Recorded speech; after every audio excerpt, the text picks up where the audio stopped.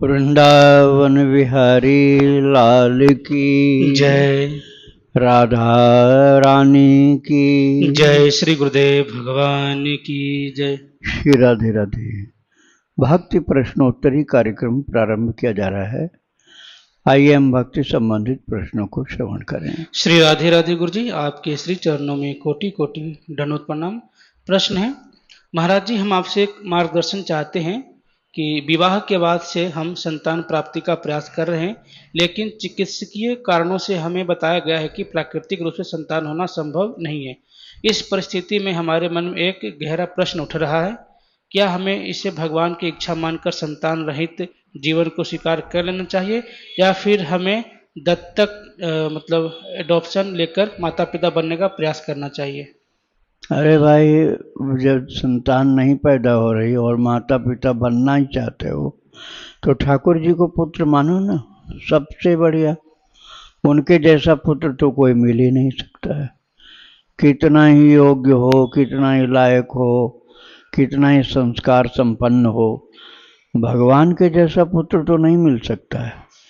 इसलिए भगवान को ही पुत्र मान लो, वात्सल्य भाव से पूजा करो, वात्सल्य भाव की सेवा करो, तो इतना सुंदर कोई संतान, कोई पुत्र नहीं हो सकता है प्रभु के जैसा। श्री राधे राधे। रीमा त्रिवेदी जी हैं, इनका प्रश्न है, गुरुजी, वैशाख महीने की महिमा कृपया बताने की कृपा करें। वैशाख मास में हमें क्या क्या करना चाहिए? हाँ, अभी पहले इस बात को और मैं थोड़ा सा बता दूं। वो जो पहला प्रश्न था कि भगवान को पुत्र मानने के लिए आपको जैसे माता जो है यशोदा वाला भाव रखना होगा, और जैसे दशरथ जी, नंद बाबा, वसुदेव जी भगवान को बेटा मान करके उनके प्रति प्यार करते हैं, ऐसे तो उनके चरित्र को सुनने से यह अच्छा हो जाएगा।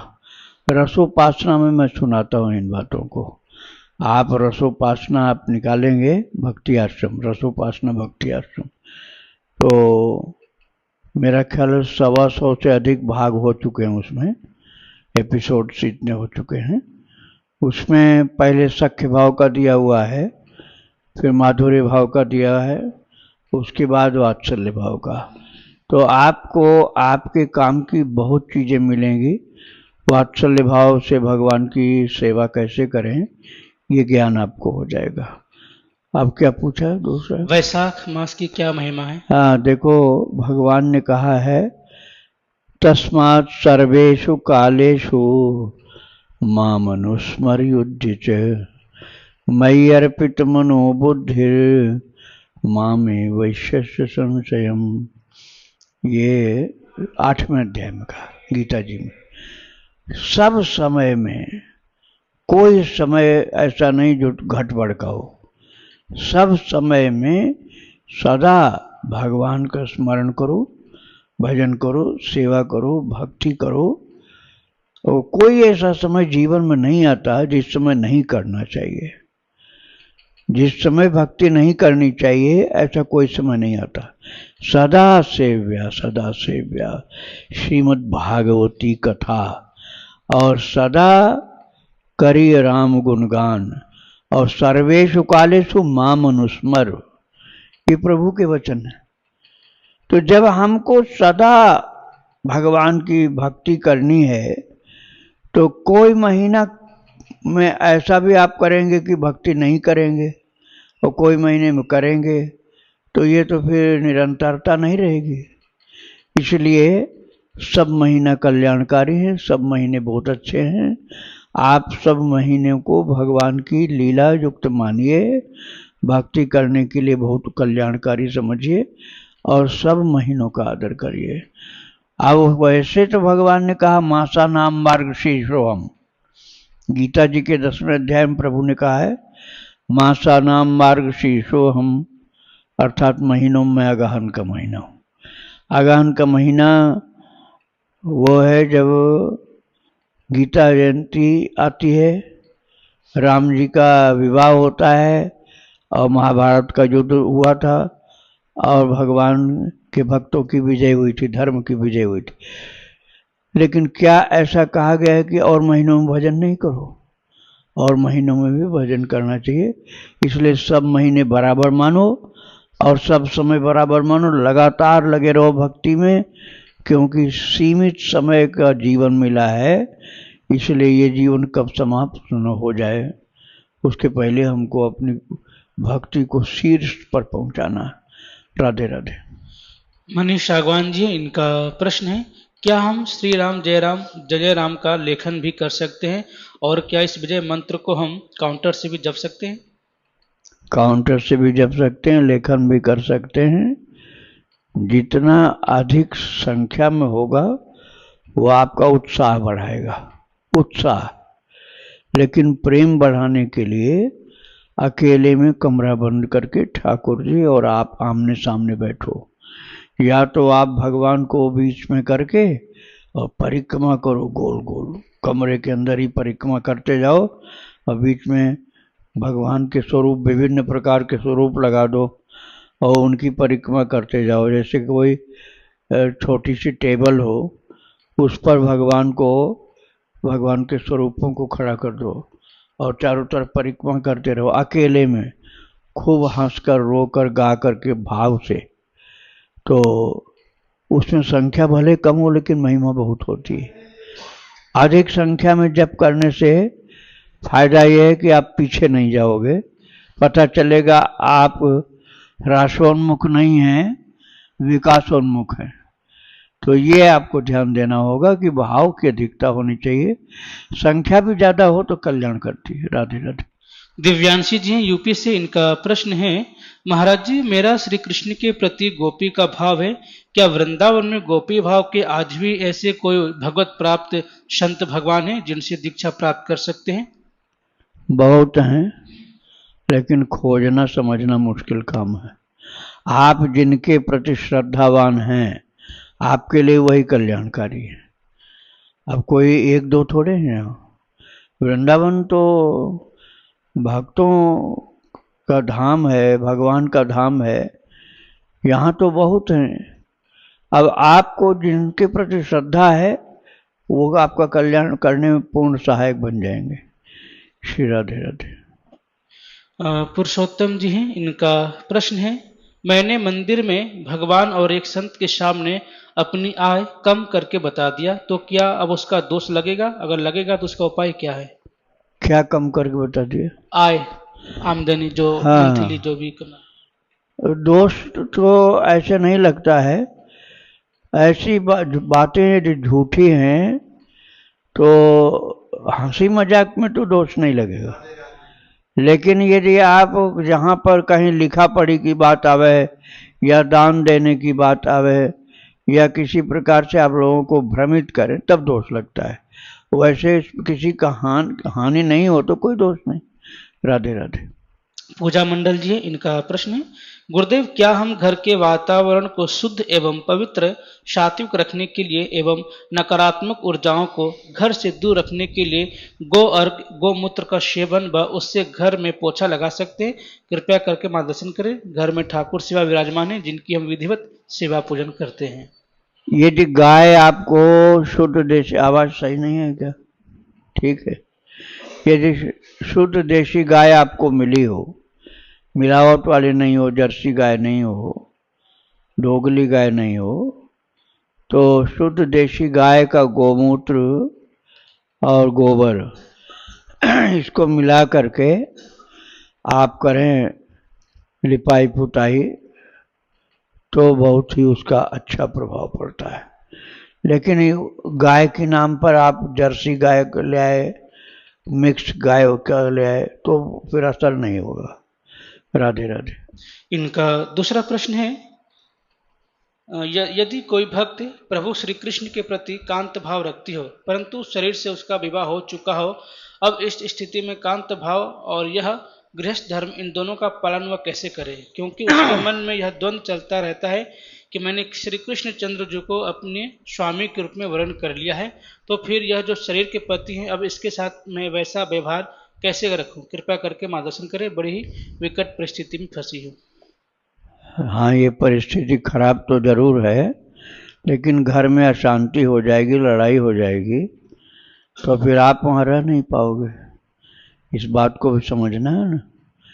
हाँ, कहीं आपको बिल्कुल ही विरागी जीवन व्यतीत करना हो तो उसमें भी मायके के लोग, ससुराल के लोग झंझट पैदा करेंगे। इसलिए घर में रहो, किंतु आत्मा का पति भगवान को मानो, और शरीर के दो पति मान सकते हो आप, इसमें कोई बुराई नहीं है। भगवान है ना, भगवान तो सभी के पति हैं। भगवान सभी के पति, ऐसा कोई जीव नहीं जिसके पति भगवान न हो। और जिनसे शादी हुई है, अब उनसे तलाक तो हुआ नहीं आपका, तो उनको भी पति आपको मानिए, नहीं तो घर में झगड़ा हो जाएगा, भजन भी आप छूट जाए, भजन नहीं कर पाओगे।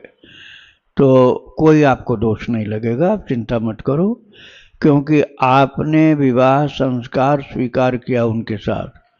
आपने ऐसा तो कुछ किया नहीं है कि विवाह के बिना ही आप लेकर के बैठे हो, तो फिर काहे का दोष लगेगा आपको, क्यों घबराते हो। राधे राधे। ममता सोनी जी हैं, इनका प्रश्न है, गुरु जी यदि दीक्षा के समय हम वृंदावन ना आ पाए तो जहाँ पर हम रहते हैं वहीं से दीक्षा ले ले तो इसमें कोई अपराध तो नहीं लगेगा? दीक्षा ऐसे नहीं होती, ऑनलाइन नहीं होती दीक्षा।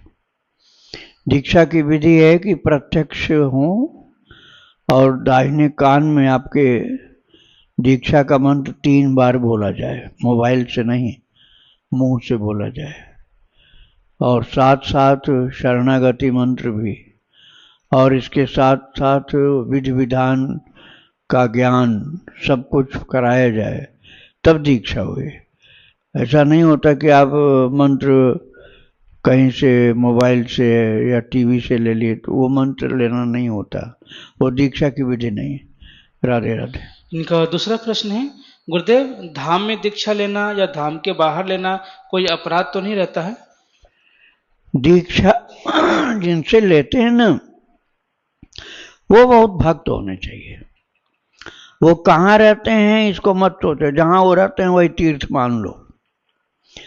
आप धाम में धाम की निष्ठा लेकर जाओ, बहुत अच्छा है, लेकिन गुरुदेव जहां भी हों वही जगह पवित्र है। यदि वो भगवान की भक्ति में लगे हैं तो आप उनसे दीक्षा ले सकते हो, चाहे वो कहीं भी हो। राधे राधे। सारिका मिश्रा जी हैं, इनका प्रश्न है, गुरुदेव हम भगवान श्री हनुमान जी की पूजा करते हैं, सुंदरकांड का पाठ प्रतिदिन करते हैं, मेरा मासिक धर्म केवल 3 दिन का आता है, तो क्या हम चौथे दिन से हनुमान जी की पूजा कर सकते हैं? कृपया मार्गदर्शन करें। हनुमान जी की पूजा आप दूर से करो तो रोजाना कर सकते हो। स्पर्श करने का ही दोष होता है, स्पर्श करने का। दूर से आरती कर लो, दूर से प्रणाम कर लो, दूर से भोग लगा लो, हनुमान जी को छुओ नहीं तो कोई दोष नहीं। आपको छूना है यदि, तब तो शरीर की शुद्धता आवश्यक होती है। हनुमान जी का फोटो है या श्री विग्रह है, उसको स्पर्श करने में दोष होता है, दर्शन करने में दोष नहीं होता है। और अब आपको छूने का ही मन है तो एक तरीका है, आप मोबाइल में निकाल लो हनुमान जी। मोबाइल में तो फोटो भी नहीं है उसको कहा जा सकता, वो तो एक किरण है, किरण से बना हुआ, जैसे जादू का खेल समझो, जब छुआ गायब हो गया, जब छुआ आ गया। तो आप मोबाइल में दर्शन कर लो, छू लो हनुमान जी को, तो कोई दोष नहीं लगेगा। राधे राधे। आगे कह रही हैं, गुरुदेव हम पहले मासिक धर्म में पूजा करते थे और हमें अशुद्धि का पता नहीं रहता था, या मतलब हमें पता नहीं था कि अशुद्धि में पूजा नहीं करना चाहिए, इसलिए हम परहेज नहीं करते थे। तो यह जो मुझे दोष हो गया है, तो इस दोष का, इस अपराध का हमें क्षमा कैसे मिले? कृपया मार्गदर्शन करें। दोष कुछ नहीं हुआ, घबराओ नहीं, अनजान में हुआ ना, उस समय आपको ज्ञान नहीं था कि ये समय वर्जित होता है, इसका ज्ञान आपको नहीं था। तो अब आपको ज्ञान हुआ है तो उसके अनुसार आप शुद्धि अशुद्धि का ध्यान दो, लेकिन पहले जो भूल हो गई उसको अपने आप वो माफ कर देंगे। राधे राधे। गीता जी हैं चंडीगढ़ से, इनका गुरुदेव इसी रामनवमी पे आपसे दीक्षा का सौभाग्य मिला, कुछ दिनों से एक उलझन में हूँ। गुरुदेव भगवान बहुत व्यस्त दिनचर्या होने के कारण आपकी कृपा से सब नियम करने का पूरा प्रयत्न कर रही हूँ। जब ऑफिस में आती हूँ तो तिलक भी लगाती हूँ। यहाँ पंजाब में कोई भी भक्ति का माहौल नहीं है। भगवान ज़्यादातर लोग तिलक देख के चिढ़ते हैं, शायद कुछ दिनों में बोलने भी वाले हैं कि ऑफिस से मत लगाओ। मुझे लग रहा है ये, और मुझे ये डर रहता है कि कोई मेरे गुरुदेव भगवान को कुछ गलत न बोल दे। भगवान मैं सह नहीं पाऊंगी। गुरुदेव, एक स्त्री के लिए आज समाज का बाहर का माहौल फेस करना बहुत मुश्किल है। आपकी आज्ञा का कोई उल्लंघन न हो। प्रभु दासी को बल दीजिए, कृपया मार्गदर्शन करें। आप घर में ही तिलक लगाओ। भगवान का, गुरु का, आपकी भक्ति का तिलक का अपमान होगा तो आपको तकलीफ होगी। इससे अपने घर में ही लगाओ। जब घर में वापस पहुंच जाओ ड्यूटी करके तो शाम को लगा लो, कोई बात नहीं। जैसा माहौल होता है वैसे भक्ति करनी पड़ती। अब आप विचार करो, विभीषण जी को कितना तकलीफ झेलनी पड़ती होगी।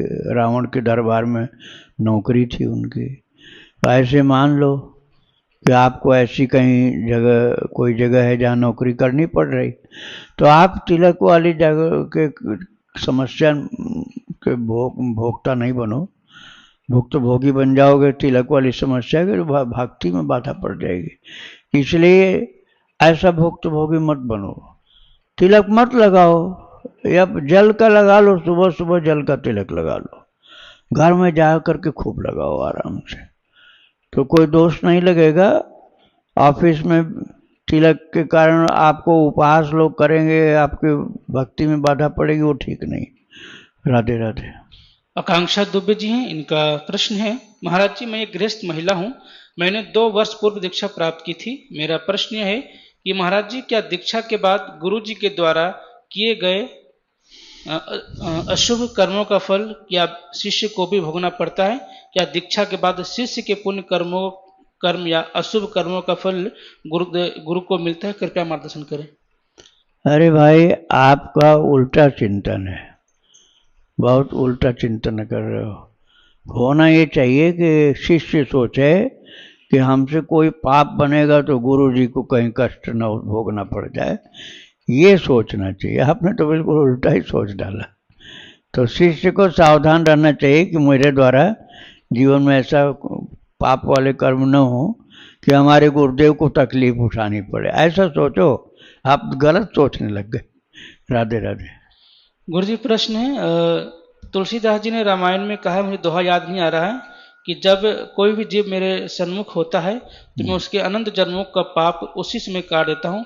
तो यह किस परिस्थिति में लागू होता है? जब मनुष्य का शरीर छूटता है उस समय दर्शन प्राप्त होता है तब, या जीवन में कभी भी? अगर ऐसा था तो फिर दुर्योधन ने भी या कौरवों ने, सभी ने सन्मुख दर्शन किया था, तो उनके पाप क्यों नहीं मिटे? वो सन्मुख होना नहीं है। सन्मुख तो आपके कूड़ा का ढेर खड़ा हो तो क्या कूड़ा शुद्ध हो जाएगा? सन्मुख होने का मतलब आप भगवान के पूरा पूरा अनुकूल बनकर, उनकी ओर समर्पित होकर, उनका भक्त बनकर जीवन बिताओ, ये सन्मुख होना हुआ। सन्मुख का मतलब नहीं कि तुम्हारे सामने पेड़ खड़ा हो गया तो पेड़ का उद्धार हो गया। अरे, सन्मुख का मतलब हुआ जो भक्ति भाव से अपने जीवन को अब भगवत शरणागत बना करके आ गया, तो वह है सन्मुख होना। जैसे विभीषण जी शरणागत हो गए, सारा अवगुण बता कर रख दिया, अपना गुण को एक भी नहीं बताया। विभीषण जी ने अपना एक भी गुण नहीं बताया, सब अवगुण बताया और कह दिया प्रभु मैं भक्त नहीं हूं। भक्त के होने की बात ही नहीं किया, कह दिया मैं राक्षस राज रावण का भाई हूं। ये नहीं बताया कि मैं भक्त हूं, आपके चरणों का सेवक हूं। मैं राक्षस राज रावण का भाई हूं और मेरे अंदर बहुत अवगुण है प्रभु, लेकिन श्रवण सूजस सुन आयो। अपने कानों से आपका सूजस सुन के, किसका क्वालिटीज किसकी याद कर रहे? भगवान की, अपनी नहीं। हमारे अंदर बहुत गुण हैं, हम बड़े बड़े अच्छे भक्त हैं, ये नहीं कहा। आपकी महानता सुन करके आया हूं, तो मैं बहुत नीच, लेकिन आपकी महानता सुन करके आया हूं और अब मैं आपका हो गया। जैसे आप रखेंगे वैसे मैं रहूंगा। और आपका होकर के आपकी इच्छा अनुसार ही जीऊंगा, आपकी इच्छा अनुसार ही मरूंगा। और मेरा पहले का जीवन गंदा रहा है, क्योंकि मैं राक्षस का भाई हूं और मैं उसके दरबार का किंकर था, उसका सेवक था। ऐसे जब आप शरणागत हो तो भगवान के गुणों को देखो, उदारता, कृपालुता, उनके प्रभाव, स्वभाव, इन सब को देखो, उनकी महानता को देखो। अपनी महानता नहीं, अपनी नीचता देखी जाती है, अपनी निकृष्टता देखी जाती है, अपनी असमर्थता देखी जाती है। हम बहुत महान हैं, ऐसा नहीं, भगवान बहुत महान हैं, हम बहुत तुच्छ हैं। हमारे पापों को भगवान निश्चित ही सब समाप्त कर, मोक्षयिष्यामि मा शुचः, गीता जी में भी भगवान ने कहा अहम तो सर्व पापेभ्यो, मैं तेरे सारे पापों से तुझको मुक्त कर दूंगा। वही बात हो जो चौपाई इनको नहीं याद आ रही, वो यही है, सन्मुख होई जीव मोहि जबहि, जन्म कोटि अघ नासहि तबहि। इसी का इन्होंने पूछा। तो सन्मुख होने का मतलब कि वो जानबूझकर प्रभु के शरणागत हो गया, ये मतलब हुआ।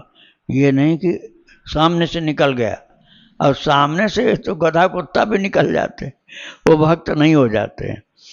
जो आ करके प्रभु के चरणों का शरणागत हो गया और अब ठान के आए, सम्यक व्यवस्थित हो ही सह, 9वें अध्याय में गीता जी में भगवान ने कहा है, सम्यक व्यवस्थितो ही सह, ठीक प्रकार से निश्चय करके आया है कि अब मैं केवल भगवान की भक्ति ही करूंगा।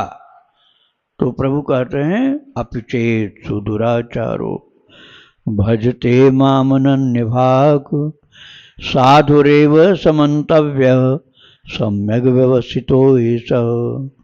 भगवान ने कहा, जिसने भली प्रकार निश्चय कर लिया, चाहे वो दुराचारियों में सबसे बड़ा दुराचारी रहा हो, लेकिन अब उसको साधु मानो, क्योंकि क्षिप्रम भवति धर्मात्मा शश्वच्छांतिम निगच्छते, कौन्तेय प्रतिजानीहि न मे भक्त प्रणश्यति। वो बहुत जल्दी धर्मात्मा होने वाला है। ठीक प्रकार से विचार करके, दुराचारियों में सबसे बड़ा दुराचारी था, लेकिन अब भक्ति करने का ठान लिया है, अब बहुत जल्दी धर्मात्मा हो जाएगा। इसलिए उसको साधु एव समन्तव्य, उसको साधु मान लो तुम। और न मे भक्त प्रणश्यति, मेरे भक्त की भक्ति का नाश मैं नहीं होने देता हूँ, उसको संभाल कर आगे चलाता हूँ, पीछे नहीं जाने देता हूँ। ये भगवान ही बोल रहे हैं 9वें अध्याय में गीता जी में। तो आप निश्चिंत हो जाइए, सब पाप कटेंगे, लेकिन भगवान के सम्मुख होने का मतलब भगवान के लिए जीवन अर्पण कर दो। तब ये नहीं कि भगवान के सामने से, मंदिर के सामने से निकलते चले गए और बोल दिया कि हाँ अब हमारी गारंटी ठाकुर जी के पास, तुम उनके हो जाओ तब गारंटी हुई। राधे राधे। गुरुदेव के चरणों में कोटि कोटि प्रणाम। श्री राधे। राधे राधे गुरुदेव। गुरुदेव, मेरा प्रश्न ये है कि मानस में तुलसीदास जी कहते हैं कि तब हनुमान विपति तब सोई, जब तब सुमिरन भजन न होई। आपने भी अभी सत्संग में कहा कि तस्मात् सर्वेषु कालेषु माम स्मर युद्ध च।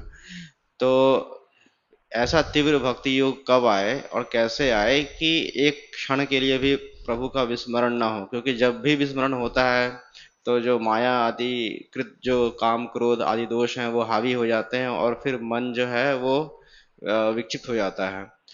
तो ये तीव्र भक्ति योग कैसे आए? अभी मैंने एक संत का चरित्र सुना, श्री हितदास जी महाराज, जो हिताश्रम में यहीं पे हैं। कौन महाराज? श्री हितदास जी महाराज, हाँ, हिताश्रम जी के। हाँ। तो उनके चरित्र में ये आया कि वो 5 जन्म से रसोपासना में लगे थे। तो ये भी है कि कई जन्म लग जाते हैं, तो फिर ये बात और भी पुष्ट हो जाती है कि इसी जन्म में करना है। तो फिर मतलब ढुलमुल तरीके से भजन करने से तो मुश्किल ही कुछ होगा। तो ये तीव्र भक्ति योग फिर कैसे आए और ये हर क्षण ये स्मृति कैसे बनी रहे कि हमें करना है, निकलना है? देखो, गीता जी में, भागवत या रामायण कहीं भी ये नहीं लिखा हुआ है कि कामी क्रोधी लालची भक्ति नहीं कर सकता, भक्ति नहीं कर सकता, मेरी ओर से मना है, ऐसा भगवान ने नहीं कहा। भगवान ने ये जरूर कहा है मोह कपट छल छिद्र न भावा। कपट छल चालाकी ये मुझे अच्छा नहीं लगता है। इसका मतलब क्या हुआ? इसका मतलब ये हुआ कि प्रभु के सम्मुख हम जाकर बोल दें कि हमारे अंदर ये वीकनेस है। जैसे विभीषण ने बोला, विभीषण ने कहा मेरा पापवंत जीवन है, सहज पाप प्रिय तामस देहा, सहज पाप प्रिय तामस देहा, ऐसा मेरा जीवन। तो काम है हमारे अंदर, काम क्रोध लोभ लालच जो भी दोष हैं उनको हम भगवान से बता दें, छिपावे नहीं। छिपाए नहीं तो हमारा क्या फिर हुआ? सब कपट छल नहीं हुआ। यही तो प्रभु ने कहा मोह कपट छल छिद्र न भावा, निर्मल मन जन सो मोहि पावा। जो निर्मल मन का है वो मुझे प्राप्त कर लेता है, और कपट छल वाला मुझे अच्छा नहीं लगता है। तो कपट छल क्या है? हमें है अवगुण, वो हम नहीं बताना चाहते। अवगुण है वो बताना नहीं चाहते, जरा सा सद्गुण है उसी को बताना चाहते हैं। प्रभु हम आपके लिए इतना करते हैं, हम आपके लिए इतना भजन करते हैं, इतना दान करते हैं, इतना हम आपके लिए पूजा ध्यान करते हैं, और अब भी हमारा उद्धार नहीं करोगे क्या? और क्या गड़बड़ करते हो वो तो बता ही नहीं रहे हो। तो जो अपनी कमियां हैं वो हम भगवान को निवेदन करके कहें कि महाराज ये हमारी कमी है, तो भगवान उसके सरलता पर रीझ जाते हैं, उसकी निश्चलता पर रीझते हैं, उसके सरलता पर निश्चलता पर। चालाकी जब नहीं, सरलता इसी को कहते हैं। चालाकी एक अपनी गड़बड़ी को बतावे नहीं, अपने अपने गुण का गान करे, ये चालाकी। तो हमारे अंदर जो गड़बड़ी हम वो प्रभु को बता दिए, और यदि कुछ अच्छा थोड़ा सा बनता है तो उसको प्रभु आपकी कृपा से ये हो गया, जो अच्छा हुआ काम वो आपकी कृपा से हो गया। नहीं तो महाराज मैं इतना खराब हूँ कि मुझसे तो भक्ति भजन हो ही नहीं सकता, मेरे अंदर तो अवगुणों की खान है, ये है सब गिना दो भगवान को। तो भगवान फिर तुम्हारी सरलता से प्रसन्न हो जाएंगे कि ये कपट छल करने वाला नहीं, तब तुम्हारे पापों का वो नाश कर देंगे और भक्ति में तुम्हारी प्रगति हो जाएगी। श्री राधे राधे। महाराज जी पहला प्रश्न है कि जब ब्रह्मांड का प्रलय होता है, महाप्रलय जब होता है तो तो 3 कर लेना, अभी इनका ले लेते हैं। बस इनके 3 प्रश्न हैं। अच्छा ऑनलाइन वाला समाप्त हो गया? हाँ बोलो। जब महाप्रलय होता है उसके बाद पुनः सृष्टि जो निर्माण होता है, तो एक ब्रह्मांड के जीव दूसरे ब्रह्मांड में जन्म ले सकते हैं? तुमको कौन सा ही ऑफिस चलाना है? ये ऑफिस ठाकुर जी का है, वहां का क्या करोगे? सीख के अपने को सीखना है कि हमारा कल्याण कैसे हो जाए। अब ब्रह्मांड को कैसे कैसे चलाना चाहिए ये तो भगवान जाने। ठीक है, ये प्रश्न निरर्थक है। मन में भाव ऐसे आ गया था। दूसरा निरर्थक प्रश्न है। दूसरा प्रश्न, हम एक अध्यापक हैं महाराज जी। अच्छा। अब जो हमारे अधीनस्थ हम स्कूल के हेडमास्टर हैं और कर्मचारी काम करते हैं, वो अपना कर्तव्य पालन सही से नहीं करते हैं। अब उनसे हम कहते हैं ज्यादा तो हमारा मन खराब होता है। इस स्थिति में हमें क्या करना चाहिए? इस स्थिति में ये करना चाहिए कि उनको आप हाथ मिलाओ, राधे राधे बोलो, राम राम बोलो, प्यार से उनको अपने पास बैठाओ, और कोई संत का उपदेश आपको याद नहीं है तो आप ब्लैक बोर्ड पर लिखो और उसको बताओ कि ये उपदेश हम लोगों के काम का है, जिसमें सब लोग 2 मिनट टाइम दे करके समझें, और कहो देखो भाई आज से हम लोग इसके अनुसार कर्तव्य निष्ठा में भी रहेंगे और भक्ति में भी रहेंगे। रोजाना थोड़ा सा आध्यात्मिक चिंतन के लिए समय निकालो और बिना डांट फटकार के उसको प्यार से समझाओ, तो वो तुम्हारे इस गुण पर धीरे धीरे स्वीकार करेंगे कि हाँ, हम लोगों को नैतिकता, भक्ति, आध्यात्मिकता, ईमानदारी और जीवन में साधकत्व ये होना चाहिए, इसका विवेक हो जाएगा, तो वह आपको ऐसे आदर करेंगे जैसे गुरु का आदर शिष्य करते हैं, तो ये अच्छा होगा। राधे राधे।